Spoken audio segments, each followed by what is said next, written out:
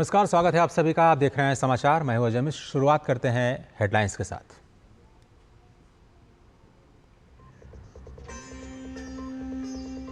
केंद्रीय मंत्री अमित शाह की अध्यक्षता में आज सभी राज्यों और केंद्र शासित प्रदेशों के सहकारिता मंत्रियों की मंथन बैठक।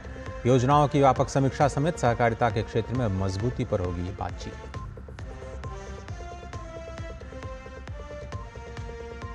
आरजेडी नेता तेजस्वी यादव के वक्फ कानून पर दिए बयान पर भड़की बीजेपी।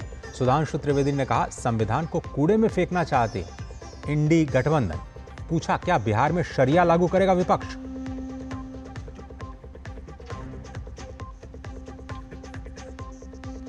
बीजेपी की 4 सदस्यीय जांच समिति कोलकाता रवाना। लॉ कॉलेज दुष्कर्म मामले में जांच के बाद पार्टी अध्यक्ष को रिपोर्ट सौंपेगी समिति।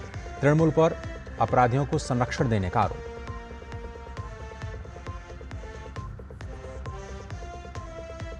लिपुलेख और नाथुला दर्रे के रास्ते आज से कैलाश मानसरोवर यात्रा की शुरुआत। तो वहीं श्री अमरनाथ यात्रा की तैयारियां भी हुई पूरी। जम्मू में स्थापित विशेष केंद्रों में पहुंचने लगे हैं श्रद्धालु।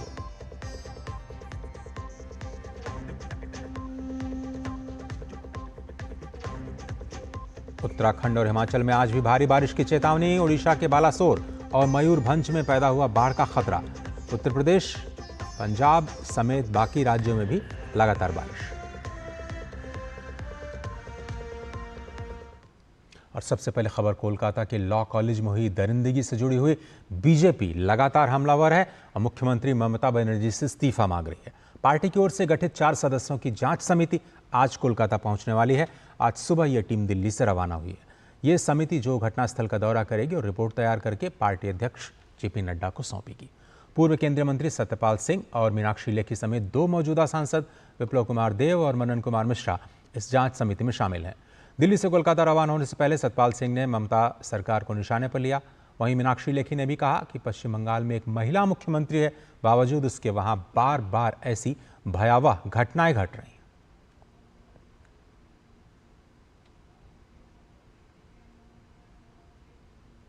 अभी लॉ कॉलेज के अंदर ऐसा हुआ है। मेन जो उसका आरोपी बताया जाता है और टीएमसी का सदस्य रहा, अभी भी हैं। दूसरे लोगों के बारे में मैं नहीं एग्जैक्टली कह सकता नहीं है। तो किस प्रकार का, जिस प्रकार की बयानबाजी वहाँ के टीएमसी के नेताओं के द्वारा की जा रही है, बेटी जो है कलकत्ता की बेटी हो या वेस्ट बंगाल के उत्सव की बेटी है, इसके ऊपर राजनीति करना ठीक नहीं है। ये उनके माइंडसेट को दर्शाता है। तो वहाँ कॉलेज के अंदर किस प्रकार का सिक्योरिटी का इंतजाम था, किस प्रकार से बाहर के लोग एक्सेस कंट्रोल नहीं था, गार्ड के रूप में ले जाकर के इस प्रकार का दुष्कर्म किया जाता है, इससे बड़ी दुर्भाग्य की बात और क्या हो सकती है। देखिए, फैक्चुअल जांच होगी कि एक व्यक्ति जिसके ऊपर इतना सब पहले से वो आपराधिक घटनाओं में सम्मिलित रहा है और ऐसे में उसको इतने लंबे समय तक कैसे उस यूनिवर्सिटी कॉलेज में जाने दिया और क्या कुछ रहा। और इसमें जो सबसे बड़ी बात है वो यही है कि एक पश्चिम बंगाल में महिला मुख्यमंत्री है और बार बार इस तरीके की भयानक घटनाएं वहाँ घट रही हैं। तो इन्हीं सब विषयों को लेकर हमारी पूरी टीम जो है वो जा रही है। और इस पूरे मुद्दे पर अभिषेक गांगुली हमारे साथ जुड़ रहे हैं कोलकाता से। इस मुद्दे पर ज्यादा बातचीत करने के लिए अभिषेक, ये जो राज्य सरकार की ओर से फिलहाल क्या प्रतिक्रिया मिल रही है? वो बार बार जो आरोप लगाए जा रहे हैं और पूरी तरह से ये जो दरिंदगी की दरिंदगी की घटना सामने आई है, राज्य सरकार की प्रतिक्रिया क्या है? पहले वहां का पक्ष हमें बताइए। देखिए, राज्य सरकार की तरफ से इसके लिए खाली बोला जा रहा है कि पुलिस कार्रवाई कर रहा है, पुलिस कार्रवाई कर रहा है, मगर आखिर में ये देखा जा रहा है कि पुलिस कोई कार्रवाई वैसे ठीक तरह से नहीं कर रहा है। क्योंकि अगर ठीक तरह से कार्रवाई होता तो दोषी को बहुत जल्दी सजा मिल जाता। क्योंकि जो एविडेंस है, जो भी है, और एक जैसे आर्टिकल में हम लोग देखे थे कि इसका जो एविडेंस है उसको टेम्पर किया गया था। तो यहाँ पे भी एक मतलब शक हो रहा है कि यहाँ पे भी एविडेंस टेम्पर कर सकते हैं। और पुलिस का जो भूमिका है, क्योंकि पुलिस मंत्री है ममता बनर्जी खुद, और तो उनका भी जो रवैया है इनको लेके काफी धीमा है। और पुलिस का कोई सहयोग नहीं मिल रहा है यहाँ पे। और जिस तरह से जो विक्टिम है उनके उनके साथ मिलने के लिए जब भी जा रहा है तो उनसे उनसे मिलने नहीं दिया जा रहा है, कुछ भी नहीं किया जा रहा है। ऊपर से जो राज्य सरकार इन विषय में उनको मतलब गलत टिप्पणी कर रहा है। जैसे कल भी सुनाई गया था कि कुणाल घोष ने इसका विरोध किया था कि इस तरह का घटना के लिए, मगर ये एक बेटी के विचार का बात है। और दूसरा बात है कि ये एक न्यायपालिका की जो विद्यार्थी है, जो ये न्यायपालिका को संभालेंगे, उनके साथ ये अन्याय हुआ है, तो ये बहुत बड़ा अन्याय है। और जिस तरह से देखा जा रहा है कि एक के बाद एक बड़ी घटना इस तरह की गैंग रेप, इस तरह की रेप की खबर पश्चिम बंगाल से आ रहा है, तो ये काफी दुखद है। और इस बारे में केंद्रीय नेतृत्व जो ये लिया है वो बहुत ही अच्छा है कि एक 4 सदस्य का टीम भेजा जाए और पूरी की पूरी जो जांच है उसको देखा जाए और पूरी जो वहाँ का जो सिचुएशन है, जो भी वहाँ का डिटेल्स है, उसको बारीकी से जान के फिर उस रिपोर्ट को दिल्ली भेजा जाए और उस रिपोर्ट के बेसिस में अगला कार्रवाई किया जाए कि उसको किस तरह से इसको डील किया जाए। लेकिन अभिषेक, क्या लग रहा है आपको, टीएमसी पार्टी के तौर पर उन दोषियों को बचाने का प्रयास कर रही है, और अगर ऐसा है तो उसके पीछे की वजह क्या बचा? जी बिल्कुल। जैसे कि मैं पहले भी बता चुका हूँ कि टीएमसी पार्टी के ये लोग जो आला अधिकारी के साथ उन लोग का जो जुड़े रहने की बात है वो सामने आया है। पुलिस को कंट्रोल करने की, मैनिपुलेट करने की एक कोशिश हुआ है। तो इस तरह का जो घटनाएं है, इस तरह के घटना से साफ जाहिर होता है कि ये काफी हद तक टीएमसी इसको कंट्रोल करना चाहता है, इसको दबाना चाहता है। पिछले जो भी घटनाएं इस तरह का घटी थी, चाहे आप कामधुनी से लेके जो भी घटनाएं इस तरह का घटी है, सबको दबा दिया गया। तो इस बार भी वही प्रक्रिया चालू है, मगर अभी पूरा का पूरा जो न्याय है वो डिपेंड करेगा। ये जो फैक्ट फाइंडिंग टीम जो आए हैं 4 सदस्यों का, उनके ऊपर उनके रिपोर्ट के बेसिस में पूरा का पूरा डिसीजन लिया जाएगा। और बंगाल की जो जनता है वो उम्मीद रखते हैं प्रधानमंत्री नरेंद्र मोदी के ऊपर कि ये इस तरह की घटनाएं जैसे ना घटी, तो उसके लिए कड़ी से कड़ी कार्रवाई किया जाए। और कुछ सीसीटीवी फुटेज भी मिले हैं और वो भी इस तथ्य को पुख्ता करते हैं कि जो शिकायत की गई है छात्रा के द्वारा वो बिल्कुल सही दिशा में है। और पुलिस ने क्या कुछ इस बारे में जानकारी दी है कि अभी तक कौन कौन से सबूत जुटाए गए हैं इस पूरे मामले में? देखिए, इस मामले में जो सीसीटीवी फुटेज मिला है वो एकदम बिल्कुल सही है, मगर ये यहाँ पे एक चीज आपको साफ मैंने पहले से ही बता दिया कि पुलिस का कोई भी सहयोग नहीं मिल रहा है।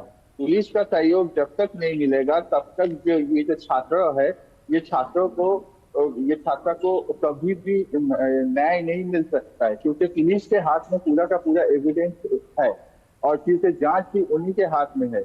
और जिस तरह से बंगाल में जो आम जनता है उनका ये भी कहना है कि जैसे कि कोलकाता पुलिस के अंदर अगर ये जांच रहेगा तो ये जांच शायद मैनिपुलेट हो सकता है, मगर ये जांच अगर केंद्रीय कोई एजेंसी के द्वारा किया जाएगा तो ये जांच सही से सही होगा। क्योंकि आज ही तक केस में देखा गया था कि ये जो टाइम जो है वो बहुत लिंगर किया गया था। और यहाँ पे ये केस के अभी अगर सीबीआई या इस तरह का कोई एजेंसी को लाया जाएगा तो सच सबके सामने आएगा और न्याय भी मिलेगा जल्दी। अभिषेक, लेकिन ये जो लॉ कॉलेज है, क्या वहाँ के प्रशासन की इस बारे में भी कोई जिम्मेदारी तय नहीं की गई है? और ये जो मनोजीत मिश्रा जिसका नाम बार बार बताया जा रहा है कि आपने पहले उसके आपराधिक जो पृष्ठभूमि है उसकी जांच क्यों नहीं की, उसको कॉलेज में क्यों प्रवेश दिया गया, इन सब बात को लेकर के जो कॉलेज प्रशासन है, क्या उसकी तरफ से कुछ बात सामने आई है?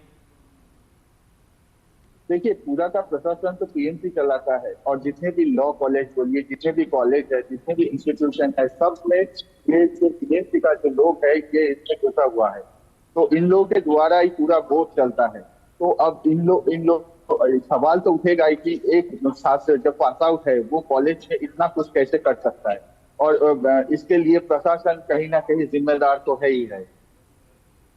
प्रशासन आप कह रहे हैं जिम्मेदार है। अब जबकि जो बीजेपी की जो जांच समिति है वो अब कोलकाता पहुंचने वाली है, क्या आपको लगता है कि ये इस मामले को भी राजनीतिकरण की ओर धकेलने की कोशिश की जाएगी, दोनों तरफ से आरोप प्रत्यारोप लगेंगे, या फिर इस मामले की जो जांच है उसको किसी न्यायिक अंजाम तक पहुंचाने की कोशिश की जाएगी? क्या लग रहा है आप अभी जो वर्तमान परिस्थिति है उसके मद्देनजर? जैसे कि मैंने बताया कि टीएमसी के पक्ष से बार बार इसके लिए विरोध बयान दिया जा रहा है इस घटना को लेके। तो यहाँ पे ये विरोध बयान ना देके अगर उस जो विक्टिम छात्री उनके साथ अगर खड़े रहेंगे तो वो सबसे ज्यादा अच्छा होगा, क्योंकि वो पीड़ित है, उनके साथ गलत हुआ है, इसके साथ गलत हुआ है। सरकार को निष्पक्ष भाव से उसके साथ रहना चाहिए, मगर सरकार उसका कोई बात दिखा नहीं रहा है। तो और ये जो जांच जो 4 सदस्य टीम आएगा तो ये इनको लेके भी टीएमसी के तरफ से विरोध चल रहा है। और काफी हद तक जो देखा जा रहा है कि ये राजनीतिकरण करने की पूरा का पूरा कोशिश चल रहा है, मगर ये राजनीति की कोई बात नहीं है, ये गणतंत्र की बात है, ये एक महिला की विचार की बात है, और ये एक सीधे बात बोले तो ये एक न्याय के एक बात है जी। लेकिन जिस तरह से आपने देखा कि इस पूरे मामले में जो आरोपी हैं उनको गिरफ्तार किया गया और जो फॉरेंसिक जांच जिसको आगे बढ़ाई जा रही है, ये तो बिल्कुल पूरी तरह से स्पष्ट है कि जिस हॉकी स्टिक से महिला पर वार किया गया उसको भी बरामद कर लिया गया है। तो ये पूरी तरह से साफ दिखाई देता है कि ये घटनाक्रम कैसे हुआ, और अब तो इस मामले में कम से कम सजा दिलाने में कोई देर नहीं होनी चाहिए। फिर ये मामला इतना गंभीर क्यों हो रहा है?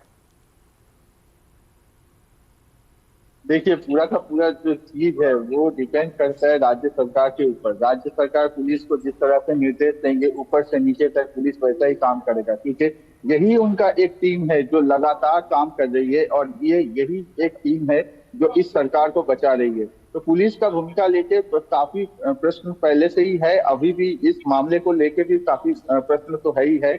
और जिस तरह से इस चीज को डिले किया जा रहा है, जिस तरह से जो जांच है इसको धीरे धीरे आगे बढ़ाया जा रहा है, जबकि सब क्लियर कट है फिर भी उसको जल्दी से आगे नहीं बढ़ाया जा रहा है। और जो छात्री है उनको भी न्याय नहीं दिलाया जा रहा है। तो ये एक मतलब कि एक देखने वाली बात है कि इस तरह की घटनाएं को दबाने की कोशिश कर रहा है ताकि राज्य सरकार पे कोई आंच ना आए, पुलिस पे भी कुछ आंच ना आए। तो ये अगर इस छात्री को अगर न्याय नहीं मिला तो ये बहुत बड़ा गलत होगा, क्योंकि ये न्याय के जो छात्री है उनके साथ अन्याय हुआ है, और गणतंत्र के ऊपर ये एक काला धब्बा है। बिल्कुल आपने सही कहा अभिषेक जी, बहुत बहुत धन्यवाद। आप घटना क्रम पर नजर बनाए रखिए, हम लगातार आपसे अपडेट देते रहेंगे। फिलहाल एक छोटा सा ब्रेक लेते हैं, ब्रेक के उस पार खबरों का सिलसिला लगातार जारी है, आप देखते रहिए समाचार। सस्ते वाले दाल मसाले स्वाद हुआ बेकार, एमडीएच की हल्दी मिर्ची धनिया करे कमाल, ये रंग दे, ये खुशबू दे, ये तीखा, ये कम पड़े, क्या निराला एमडीएच मसाला।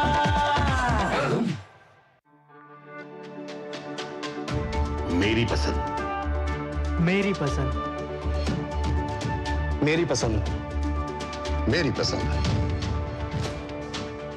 हमारी पसंद, हम सबकी पसंद। मजबूत देश का मजबूत सरिया हो गया स्टील।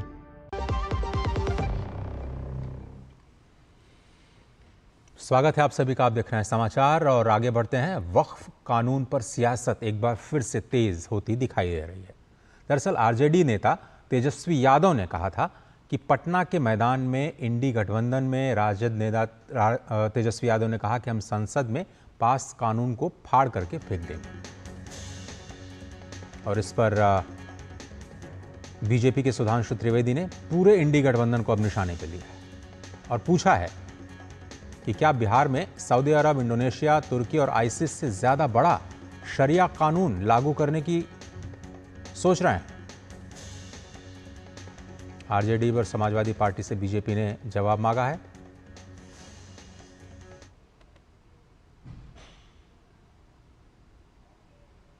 सबसे दुर्दांत काले अध्याय आपातकाल के 50 वर्ष पूर्ण किए हैं। परंतु बहुत दुख की बात है कि कल पटना के उसी गांधी मैदान में, जहां आपातकाल के दौरान संविधान की रक्षा और संविधान के सम्मान के लिए जान की परवाह किए बगैर लाखों लोग एकत्र हुए थे, वहां एक ऐसी रैली हुई जिसके की बारे में इंडी गठबंधन के बिहार के नेता तेजस्वी यादव ने कहा कि हम संसद से पारित एक कानून को कूड़ेदान में फेंक देंगे। यह बहुत गंभीर विषय है। उन्होंने वक्फ बोर्ड के कानून के लिए कहा कि हम इसको कूड़ेदान में फेंक देंगे। न संसद का सम्मान, न न्यायपालिका का सम्मान, वोट बैंक की चाहत में जो कुछ बोला गया है तेजस्वी यादव और इंडी गठबंधन के अन्य नेताओं के द्वारा, उससे साफ है कि यह संविधान को कूड़ेदान में फेंकने की 50 साल पुरानी मानसिकता से बाहर नहीं आ पा रहे हैं। न संसद का सम्मान, न न्यायपालिका का सम्मान, वोट बैंक की चाहत में जो कुछ बोला गया है तेजस्वी यादव और इंडी गठबंधन के अन्य नेताओं के द्वारा, उससे साफ है कि यह संविधान को कूड़ेदान में फेंकने की 50 साल पुरानी मानसिकता से बाहर नहीं आ पा रहे हैं। और अनुज यादव संवाददाता हमारे साथ जुड़ चुके हैं इस पूरे मसले पर। अनुज, बीजेपी ने एक बड़ा हमला बोला है इस पूरे मामले पर, क्या कुछ कहना है सुधांशु त्रिवेदी का, और क्यों कह रहे हैं कि एक बार फिर से जो इंडी गठबंधन है वो पूरे मामले को लेकर के एक्सपोज हो गई है? देखिए अजय, इस हमले के पीछे जो भारतीय जनता पार्टी ने विपक्षी दलों, खासतौर से राजद और समाजवादी पार्टी पर बोला है, उसके पीछे सबसे बड़ा कारण है कि कल पटना के गांधी मैदान में जो इंडी गठबंधन के जो दल हैं, जिसमें खासतौर से बात करें राष्ट्रीय जनता दल, कांग्रेस और समाजवादी पार्टी के जो नेता थे, वो वहां पर थे और वो इकट्ठा ही जो संसद से पास हुआ है वक्फ संशोधन कानून, उसके खिलाफ ये लोग इकट्ठा हुए थे। और वहां पर ये वोट की राजनीति के लिए इस कदर तक उन्होंने वहां पर भाषण दिए कुछ लोगों को खुश करने के लिए, जिसमें उन्होंने साफ तौर से कहा कि संसद से जो पास हुआ है कानून, उसको अगर बिहार में उनकी सरकार बनती है तो उसको कूड़ेदान में फेंक देंगे।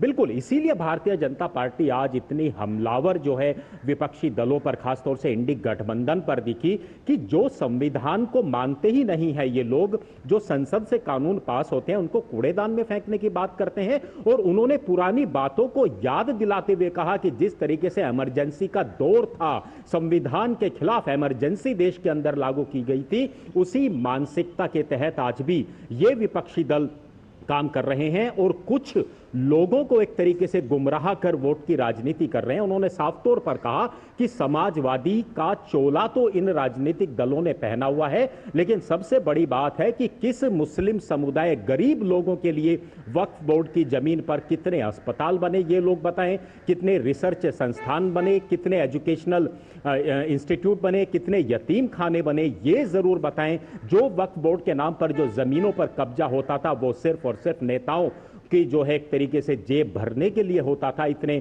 बड़े आरोप जो हैं आज भारतीय जनता पार्टी ने सिर्फ इसी वजह से लगाए कि जो कानून संसद से पास हो चुका है उसके बारे में इस तरीके से बयान देना सिर्फ और सिर्फ एक कह सकते हैं कि वोट की राजनीति करने के लिए ये दल कर रहे हैं। और जो इंडी गठबंधन है, क्या इस वक्फ बिल के विरोध की आड़ में जो लोकतांत्रिक परिपाटी है उसको भी एक तरह से उसको नुकसान पहुंचाने की कोशिश कर रही है? और साथ ही साथ ये तो ऐसा कदम हुआ कि देश को एक बार फिर से अराजकता की ओर ले जाने की ओर बढ़ता हुआ कदम, जिसमें आप एक देखिए अजय, सबसे बड़ी बात यही है कि क्या सिर्फ बिहार के जो आगामी चुनाव हैं, विधानसभा चुनाव, उसको देखकर इस तरह अनुज आप रुकिएगा, आप सीधे अगर बिहार चुनाव। कृषि एवं किसान कल्याण और ग्रामीण विकास मंत्री श्री शिवराज सिंह चौहान जी, झारखंड के राज्यपाल श्री संतोष कुमार गंगवार जी, केंद्रीय कृषि एवं किसान कल्याण राज्य मंत्री श्री भागीरथ चौधरी जी, सचिव डीआर एवं महानिदेशक आईसीएआर डॉक्टर मांगीलाल जाट जी, इस संस्थान के निर्देशक डॉक्टर त्रिवेणी दत्त जी, शिक्षकगण, कर्मचारीगण, छात्र छात्रा और अभिभावकगण, देवियों और स्वजनों, प्रिय विद्यार्थियों, देवियों और स्वजनों, पशु स्वास्थ्य और कल्याण से जुड़े इस ऐतिहासिक संस्थान में आप सबके बीच उपस्थित होकर मैं हार्दिक प्रसन्नता हो रही हूँ। मैं इस संस्थान से जुड़ी सभी पूर्व एवं वर्तमान शिक्षकों और शोधकर्ताओं को पशु चिकित्सा अनुसंधान में योगदान देने के लिए सराहना करती हूँ। पशुओं के प्लेग के नाम से जाने जाने वाली रिंडरफस्ट महामारी की रोकथाम के लिए वर्ष 1889 में स्थापित इस संस्थान ने 135 वर्ष की अपनी यात्रा में कई महत्वपूर्ण उपलब्धियां हासिल की हैं। इस संस्थान के वैज्ञानिकों द्वारा किए गए शोध कार्यों का प्रमाण इस संस्थान के नाम दर्ज अनेक पेटेंट्स, डिजाइन्स और कॉपीराइट्स में है। Prevention is better than care की कहावत पशुओं के स्वास्थ्य के लिए भी पूरी तरह से लागू होती है। बीमारियों की रोकथाम में टीकाकरण की अहम भूमिका है। ये इस संस्थान के लिए गर्व का विषय है कि राष्ट्रीय पशु रोग नियंत्रण कार्यक्रम में अनेक टीके यहीं पर विकसित किए गए, जो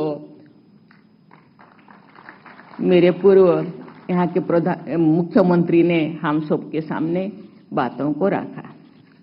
देवियों और स्वजनों, ईशावास्यम इदम सर्वम के जीवन मूल्यों पर आधारित हमारी संस्कृति सभी जीव जंतुओं में ईश्वर की उपस्थिति को देखती है। पशुओं से हमारे देवताओं और ऋषि मुनियों का संवाद होता है। ये मान्यता भी उसी सोच पर आधारित है। भगवान के कई अवतार भी इसी विशिष्ट श्रेणी में है। ऐसे प्रसंगों को उल्लेख मैं यहाँ इसलिए कर रही हूँ कि जब आप एक चिकित्सक या शोधकर्ता के रूप में कार्य करें तो बेजुबान पशुओं के कल्याण की भावना अपने मन में हो। मैं जिस परिवेश से आती हूँ और सहज रूप से प्रकृति के निकट है। मानव का वन और वन्य जीव जंतुओं के साथ सह अस्तित्व का रिश्ता है। सच कहे तो पशु और मानव का एक परिवार का रिश्ता है, जो विशिष्ट प्राणियों का संवर्धन होगा। अभी तो हम एक टेक्नोलॉजी और आधुनिक संस्कृति के जीवन शैली में जिंदगी जीते हैं। जब हम छोटे थे या पूर्व में अभी टेक्नोलॉजी का कोई साधन नहीं था, पशु ही हम लोगों का साधन और वही हम लोगों का बोल थे किसानों का। पशु के बिना किसान आगे नहीं बढ़ सकता, हाथ से काम नहीं कर सकता। इसीलिए पशु को हम पशु शब्द मुझे इतना ठीक नहीं लगता। ये हम लोगों का जीवन धन है। उनके बिना हम जिंदगी सोच नहीं सकते। जिंदगी तो जैव विविधता बढ़गी और ये धरती तथा मानव जाति खुशहाल होती थी। जैव विविधता के शरण का एक उदाहरण है, हम जब छोटे थे बहुत सारे गीधे आप भी देखते होंगे, लेकिन आज वो गीधों की समाज अब विलुप्त हो गया है। मुझे लगता है गीधों के विलुप्त प्राय होने के पीछे पशु चिकित्सा में इस्तेमाल होने वाले रासायनिक दवाओं की भी भूमिका होनी चाहिए। बहुत सारे भूमिकाओं में से, बहुत सारे रीजन में से, बहुत सारे कारण में से ये भी एक कारण है।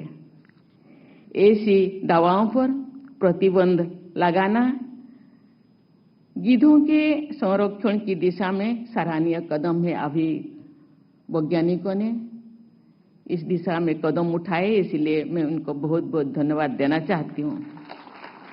और भी कोई प्रजातियां या तो विलुप्त हो गई है या विलुप्त होने पर कगार पे है।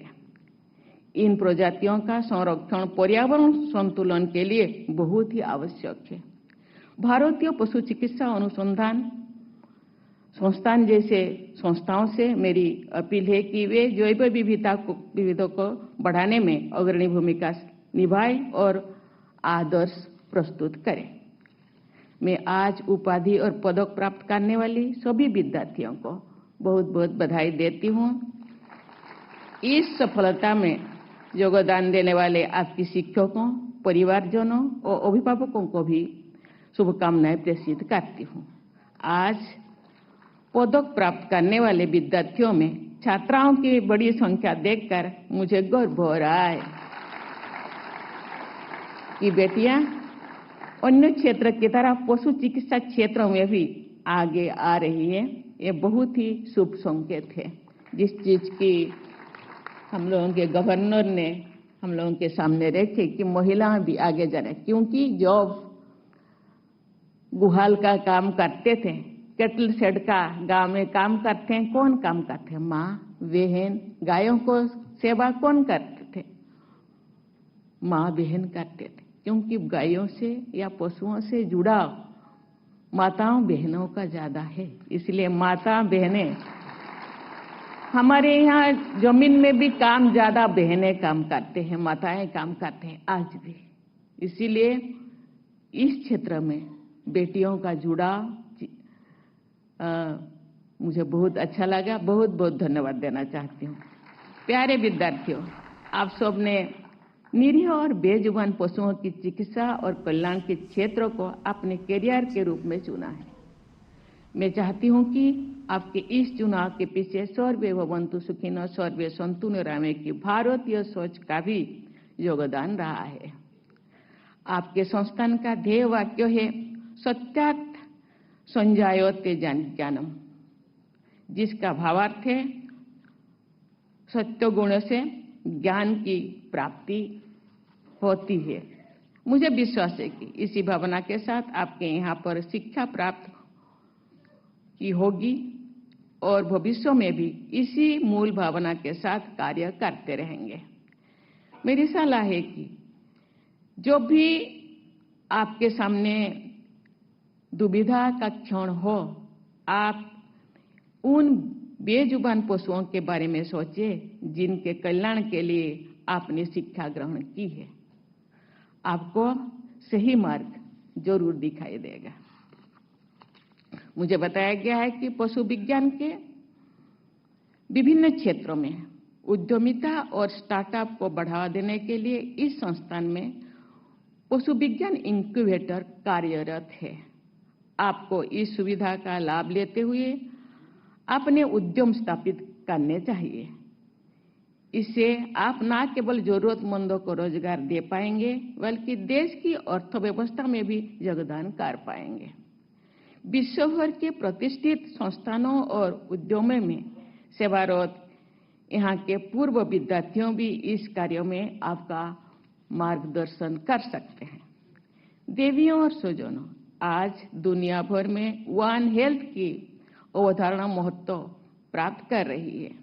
इस अवधारणा के अंतर्गत ये माना जाता है कि मानव, घरेलू तथा जंगली जानवर, वनस्पति और व्यापक पर्यावरण सभी एक दूसरे पर आश्रित है। हमें अपनी परंपरा और इस अवधारणा का अनुसरण करते हुए पशु कल्याण के लिए प्रयास करना चाहिए। एक प्रमुख पशु चिकित्सा संस्थानों के रूप में इंडियन वेटनरी रिसर्च इंस्टीट्यूट इस क्षेत्र में विशेष रूप से जेनेटिक बीमारियां की रोकथाम और नियंत्रण में महत्वपूर्ण भूमिका निभा सकता है। ईश्वर ने मनुष्य को जो सोचने समझने की शक्ति दी है, उसका उपयोग सभी जीव जंतुओं के कल्याण के लिए किया जाना चाहिए। हाल की कोरोना महामारी में मानव जाति को आगाह किया है कि उपभोग आधारित संस्कृति ने न केवल मानव जाति बल्कि अन्य जीव जंतुओं और पर्यावरण को अकल्पनीय क्षति पहुंचा सकती है। पशु कल्याण के लिए नियमित रूप से पशु आरोग्य मेलों का आयोजन होना चाहिए। इन मेलों के तहत गांव-गांव में कैंप, लगातार पशुओं की चिकित्सा होने पर पशुओं के साथ साथ समाज भी स्वस्थ रहेगा। मैं थोड़ा किसान परिवार से जुड़ी हूं, लेकिन आज गांव-गांव में पशु दिखने को नहीं मिलते हैं। घरेलू पशु जे हम लोगों को खेती में सहयोग करते हैं। आज टेक्नोलॉजी आया, आज ट्रैक्टर, लेकिन कृषि साथी जो केंचुआ, ये बहुत सारे चीजें जमीन में जो रहेंगे वो आज खत्म हो गया, जमीन बंजर हो गया। लेकिन उसको हम किस रूप से संरक्षण कर पाए, जमीनों का उर्वरता कैसे हम अच्छा कर पाए, इसी दिशा में सबको सोचना चाहिए। एक किसानों को भी और वैज्ञानिकों को भी, चिकित्सकों को, जनसाधारण को, इसी दिशा में हमको सोचना चाहिए, क्योंकि पशु संपदा का संरक्षण, उनका विकास हम सबका कर्तव्य होना चाहिए। पशु कल्याण के लिए नियमित रूप से पशु आरोग्य मेलों का आयोजन होना चाहिए। इस मेले के तहत गांव-गांव में कैंप, लगातार पशुओं की चिकित्सा होने से पशुओं के साथ साथ समाज भी स्वस्थ रहेगा। टेक्नोलॉजी अन्य क्षेत्र की तरह पशु चिकित्सा और देखभाल में भी क्रांतिकारी परिवर्तन लाने की क्षमता रखती है। टेक्नोलॉजी के प्रयोग से देश भर के पशु चिकित्साओं को सशक्त बनाया जा सकता है। Genome editing, एम्ब्रॉय transport technologies, artificial intelligence, big data analytics जैसे टेक्नोलॉजी की प्रयोग से इस क्षेत्रों में क्रांतिकारी बदलाव ला जा सकते हैं।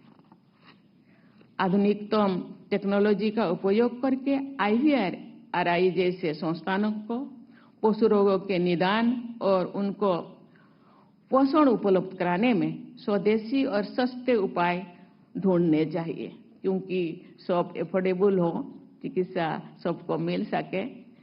साथ ही उन दवाओं के विकल्प भी तलाशने चाहिए जिनके साइड इफेक्ट्स न केवल पशुओं के बल्कि मनुष्य और पर्यावरण को भी प्रभावित करते रहें।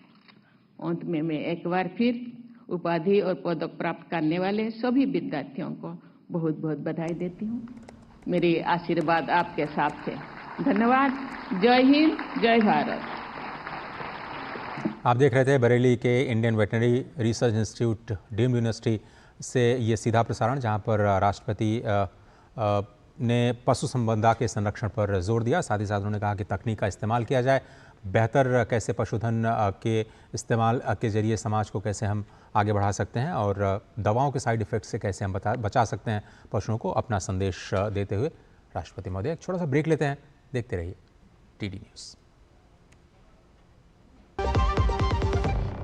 MDH बिरयानी मसाला, पारंपरिक बिरयानी का असली स्वाद। असली मसाले MDH। जो लक्ष्य चुना था समझ आने लगा है। GLA यूनिवर्सिटी, उच्च लक्ष्य की निश्चित प्राप्ति। स्वागत है, आप देख रहे हैं समाचार। आगे बढ़ते हैं। 5 सालों के बाद एक बार फिर से कैलाश मानसरोवर यात्रा की शुरुआत हो रही है। ये यात्रा उत्तराखंड के लिपुलेख दर्रे और सिक्किम के नाथुला दर्रे से होकर के गुजरेगी। करीब 750 श्रद्धालु इस बार पवित्र स्थल की यात्रा कर रहे हैं।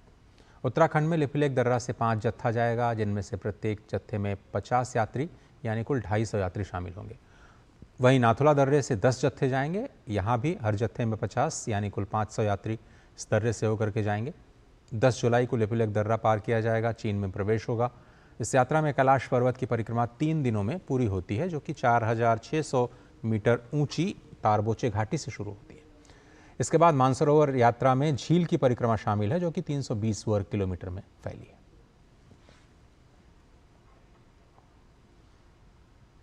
एक तरफ कैलाश मानसरोवर तो दूसरी तरफ अब अमरनाथ यात्रा। 3 जुलाई से ये अमरनाथ यात्रा भी शुरू होने वाली है। अमरनाथ यात्रा की सुरक्षा को सुनिश्चित करने के लिए प्रशासन तैयारियों में जुटा है। इसी क्रम में एक एहतियाती प्रयास के तहत भारतीय सेना सीआरपीएफ, जम्मू कश्मीर पुलिस और जम्मू कश्मीर एसडीआरएफ यानी राज्य आपदा प्राकृतिक प्रतिक्रिया बल की ओर से जम्मू कश्मीर राष्ट्रीय राजमार्ग पर समरोली तोल्डी नाला में एक संयुक्त मॉक भूस्खलन अभ्यास आयोजित किया गया। रामबन के चीफ मेडिकल ऑफिसर ने कहा कि हर साल की तरह अमरनाथ यात्रा प्रशासन की प्राथमिकता है। इसके साथ 17 जगहों पर कैंप्स लगाए जा रहे हैं, जिसमें लॉजमेंट सेंटर्स और लंगर भी शामिल है। जो मॉक ड्रिल की गई थी, इसमें हमने different stakeholder, different security forces के बीच में कोऑर्डिनेशन चेक करने के लिए मॉक ड्रिल रखी गई थी, जो कि जैसे कि आपको पता है कि अमरनाथ यात्रा में लैंडस्लाइड आने का खतरा रहता है। उस टाइम पे रिस्पांस पीरियड देखने के लिए, रिस्पांस टाइम देखने के लिए ये मॉक ड्रिल रखी गई थी और ये मॉक ड्रिल जो है आज हमने बड़ी ही अच्छे तरीके से इसको खत्म किया। और अमरनाथ यात्रा के लिए आज से तत्काल पंजीकरण की जो प्रक्रिया है उसकी भी शुरुआत हो गई है। इसके साथ ही बड़ी संख्या में श्रद्धालु जम्मू में प्रशासन द्वारा स्थापित जो स्पेशल सेंटर्स हैं वहां पहुंच रहे हैं। अमरनाथ यात्रा 3 जुलाई को बालटाल और पहलगाम मार्गों से शुरू होगी। वर्तमान में उन श्रद्धालुओं के लिए पंजीकरण चल रहा है जिन्होंने अभी तक ऑनलाइन मोड से पंजीकरण नहीं कराया। टोकन सेंटर जो है वो अपना सरस्वती धाम में शुरू किया है। ये एकमात्र जम्मू में एक टोकन सेंटर है। यहाँ से पहलगाम के लिए भी और बाल्टल के लिए भी टोकन्स जो हैं वो बांटे जा रहे हैं। इसी टोकन्स के आधार पे पंजीकरण किया जाएगा। पंजीकरण के 3 सेंटर्स बनाए गए हैं, एक वैष्णवी धाम में है, एक पंचायत घर में है और एक महाजन हाल में है। अगर मैं टोकन्स की बात करूं तो 6 जो काउंटर्स हैं वो हमने पहलगाम के लिए बनाए हैं और 6 काउंटर्स हमने बाल्टल के लिए बनाए हैं। लोगों को सिर्फ एक मात्र आधार कार्ड की ज़रूरत है, उसके आधार पे हम लोगों को टोकन्स देते हैं। उनको अपना आधार कार्ड लेके आना है और अगर वो पहले से मेडिकल लेके आए हैं, यहाँ पे रजिस्ट्रेशन करते हुए मेडिकल करवाने की ज़रूरत नहीं पड़ेगी। और अगर वो मेडिकल सर्टिफिकेट अपना नहीं लेके आए हैं तो ऑन स्पॉट भी उनका जो है मेडिकल किया जाएगा, उनको सर्टिफिकेट जारी किया जाएगा। मिजोरम में 51.38 किलोमीटर लंबी बैराबी सैरांग रेलवे लाइन अब पूरी तरह से बनकर के तैयार है।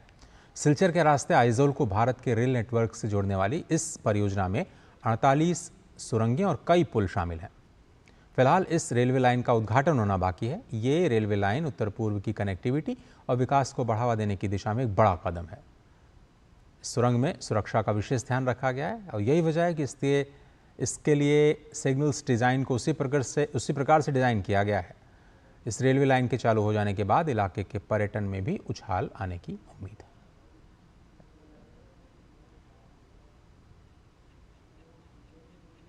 सहकार से समृद्धि योजना केंद्र सरकार की इस पहल पर मजबूती से काम करते हुए सहकारिता मंत्रालय आज सभी राज्यों और केंद्र शासित प्रदेशों के सहकारिता मंत्रियों के साथ बैठक कर रहा है। इस बैठक की अध्यक्षता केंद्रीय सहकारिता मंत्री अमित शाह कर रहे हैं। मंथन बैठक में देश भर के सहकारिता मंत्रियों के साथ साथ सहकारिता विभागों के अतिरिक्त मुख्य सचिव, प्रमुख सचिव और सचिव भी शामिल हैं।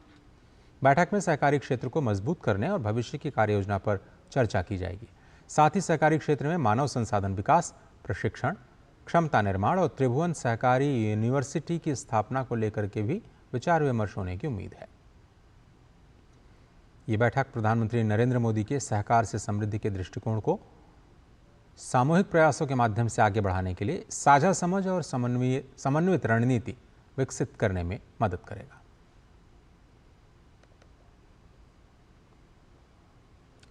उड़ीसा राज्य के उत्तरी हिस्से में बाढ़ का खतरा मंडरा रहा है। क्षेत्र की कई प्रमुख नदियां लगातार उफान पर हैं। बालासोर और मयूरभंज जिलों में बाढ़ का खतरा लगातार दिखाई दे रहा है। अधिकारियों ने इन दोनों ही जिलों में जिला कलेक्टर्स को सतर्क रहने के लिए अलर्ट जारी किया है। राज्य आपदा प्रबंधन विभाग बालासोर और मयूरभंज जिलों में संभावित बाढ़ की स्थिति के लिए तैयार है। आपदा प्रबंधन विभाग के मुताबिक झारखंड चांडिल बांध से पानी के अप्रत्याशित रूप से छोड़े जाने से सुवर्ण रेखा नदी में अचानक से बाढ़ आ गई है। इस बीच बुधवलंगा और जलाका नदियों का भी जलस्तर बढ़ा है। हालात को देखते हुए मयूरभंज और बालासोर के जिला कलेक्टर्स को सतर्क रहने के निर्देश दिए गए हैं। संभावित बाढ़ प्रभावित क्षेत्रों में ODRF और NDRF की टीम्स को तैनात किया गया है। प्रभावित क्षेत्र में मेडिकल टीम्स भी भेजी गई हैं। पर्याप्त मात्रा में सूखा भोजन, दवाएं और अन्य राहत सामग्रियां तैयार की गई हैं।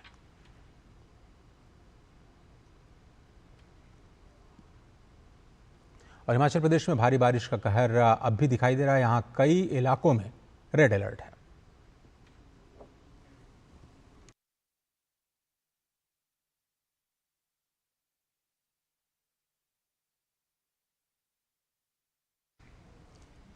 मुख्यमंत्री ठाकुर सुखविंदर सिंह सुक्खू के निर्देश पर राज्य के कुछ जिलों में भारी बारिश की चेतावनी को देखते हुए संबंधित जिलों में आज स्कूल बंद रखे गए हैं। मौसम विभाग के अनुसार राज्य में अगले 24 घंटों के दौरान व्यापक वर्षा गतिविधि की संभावना जताई गई है। पिछले 24 घंटों में हुई बारिश और आगामी समय में संभावित भारी से बहुत भारी वर्षा को ध्यान में रखते हुए मौसम विभाग ने जिला सोलन, सिरमौर, कांगड़ा और मंडी के लिए रेड अलर्ट जारी किया है। राज्य सरकार स्थिति पर लगातार निगरानी रखे हुए है और लोगों से अपील की गई है कि वे स्थानीय प्रशासन द्वारा जारी निर्देशों का पालन करें।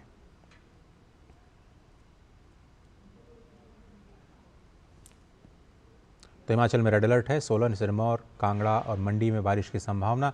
आज स्कूल कॉलेजेस बंद हैं। रेड अलर्ट वाले सारे जिलों में स्कूल को बंद रखने के आदेश जारी किए गए। अगले कुछ घंटों में भी भारी बारिश की संभावना जताई गई है। वर्षा की तीव्रता फिर से बढ़ने की संभावना है। इसके मद्देनज़र जो स्थानीय निवासी हैं उनको ये निर्देश दिए गए हैं कि राज्य सरकार और प्रशासन की ओर से जारी जो भी निर्देश हैं उनका पालन किया जाए।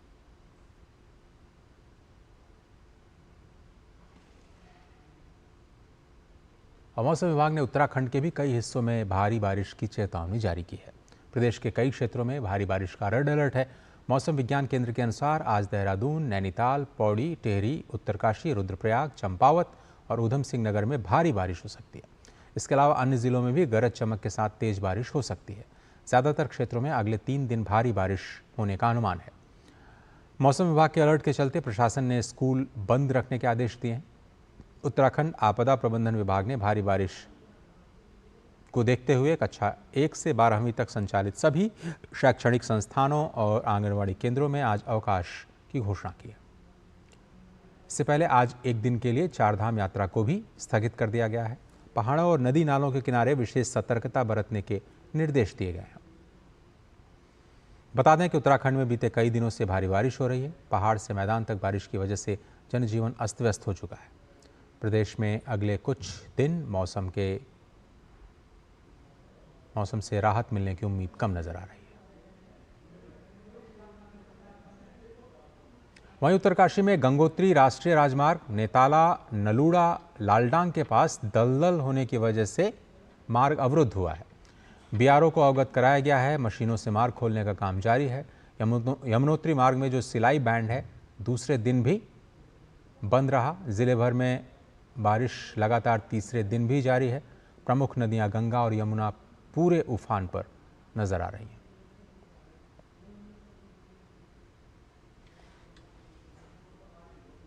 हिमाचल प्रदेश के धर्मशाला में राष्ट्रमंडल संसदीय संघ यानी सीपीए भारत क्षेत्र जोन 2 का वार्षिक सम्मेलन आज से शुरू हो रहा है। यह सम्मेलन विधानसभा परिसर में आयोजित किया जा रहा है। इस सम्मेलन का मुख्य विषय डिजिटल युग में सुशासन, संसाधनों का प्रबंधन, लोकतंत्र की रक्षा और नवाचार को अपनाना है। सम्मेलन में दिल्ली, हरियाणा, हिमाचल प्रदेश, पंजाब और जम्मू कश्मीर के विधानसभाओं के प्रतिनिधि हिस्सा लेंगे। लोकसभा अध्यक्ष ओम बिरला सम्मेलन का उद्घाटन करेंगे और प्रतिनिधियों को संबोधित करेंगे। इस अवसर पर लोकसभा अध्यक्ष विधायी कार्यों में दक्षता और पारदर्शिता को बढ़ावा देने के लिए राज्य विधानमंडलों को प्रेरित करेंगे। इस सम्मेलन का उद्देश्य संसदीय प्रक्रियाओं को अधिक प्रभावी, पारदर्शी और उत्तरदायी बनाने पर विचार विमर्श करना है।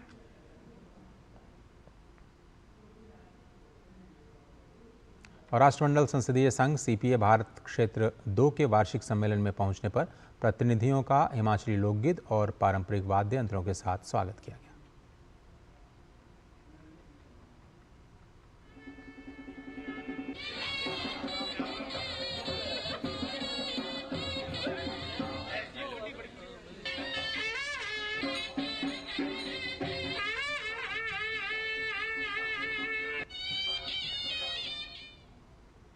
एक छोटा सा ब्रेक लेते हैं, देखते रहिए डीडी न्यूज़।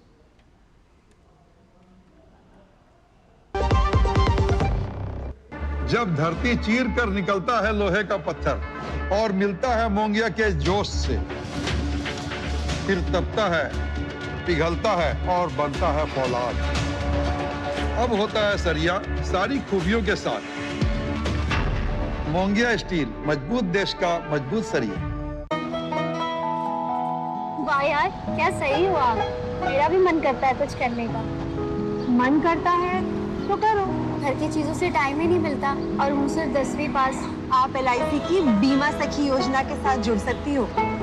मैं LIC एजेंट बन सकती हूँ? पूरी ट्रेनिंग भी मिलेगी, मंथली स्टाइपेंड भी मिलेगा। स्टाइपेंड भी? ऊपर से कमीशन अलग। LIC बीमा सखी योजना से जुड़ने के लिए अपनी नजदीकी LIC शाखा से संपर्क करें। LIC बीमा सखी योजना, अपनी शुरुआत अपने हिसाब से। स्वागत है, आप देख रहे हैं समाचार। 19वां विश्व संस्कृत सम्मेलन अपनी दिव्य भव्यता के साथ नेपाल की राजधानी काठमांडू में चल रहा है। देश विदेश से आए संस्कृत विद्वान इसमें सहभागिता कर रहे हैं। हमारे संवाददाता नारायण दत्त मिश्र ने बात की IASS के समिति सदस्य प्रोफेसर अमरजीव लोचन से।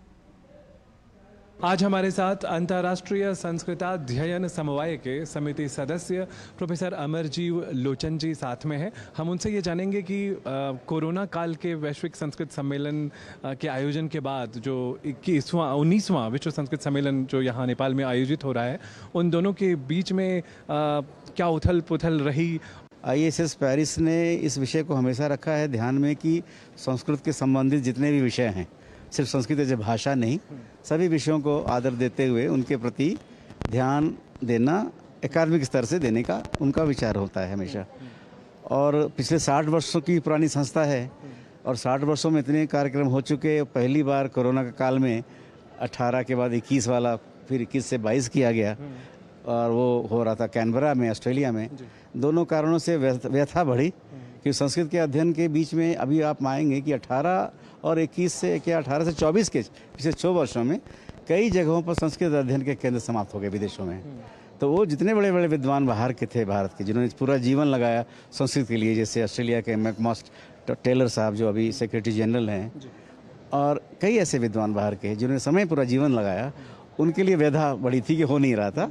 तो 21 के बाद 24 की जब बात बनी, 24 में हो रहा था ये कार्यक्रम नेपाल। हाँ, क्योंकि सीक्वेंस 3-3 साल का बना रहे, लेकिन कई अपरिहार्य कारणों से 24 के दिसंबर में नहीं हो पाया। आपसे जानना चाहूँगा कि अब जो अगला विश्व संस्कृत सम्मेलन है वो कहाँ आयोजित होने वाला है और उसके पीछे की धारणा क्या है, उसके पीछे का लक्ष्य क्या होता है कि इसी स्थान पर अगली बार हो।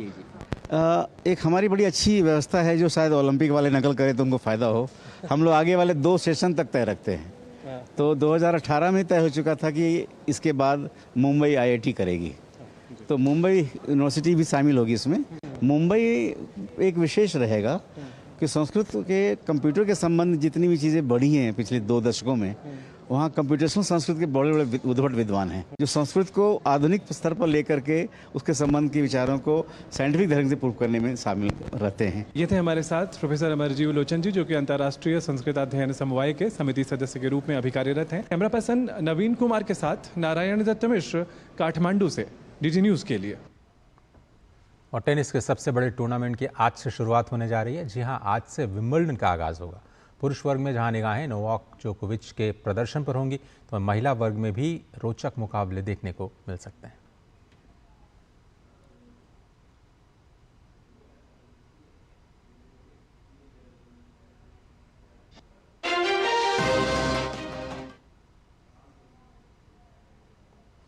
और हम आपको बता रहे थे कि जो टेनिस का जो सबसे बड़ा टूर्नामेंट है उसकी शुरुआत आज से होने जा रही है, विंबलडन की शुरुआत। उस पर हम जो रिपोर्ट है आपको दिखाने का प्रयास करेंगे।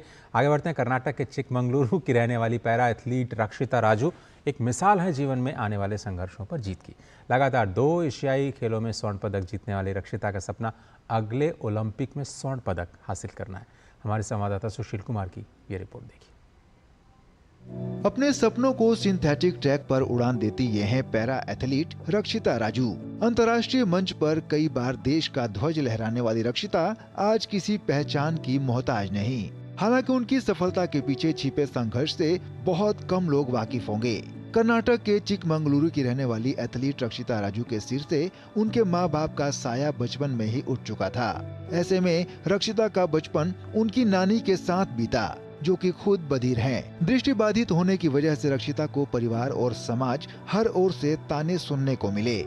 इस बीच उनकी स्कूल की एक दोस्त ने उनकी मुलाकात राहुल बालकृष्ण से करवाई, जो कि वर्तमान में उनके कोच और गाइड रनर भी हैं। बालकृष्ण से मिलने के बाद रक्षिता को जीवन जीने का आधार मिल गया। इसके बाद वे साल 2018 में बेंगलुरु स्थित साई सेंटर आई, जिसके बाद अपनी कड़ी मेहनत और लगन की बदौलत एक साल के अंदर ही जकार्ता में आयोजित एशियाई खेलों 2018 में स्वर्ण पदक अपने नाम करने में सफलता हासिल की।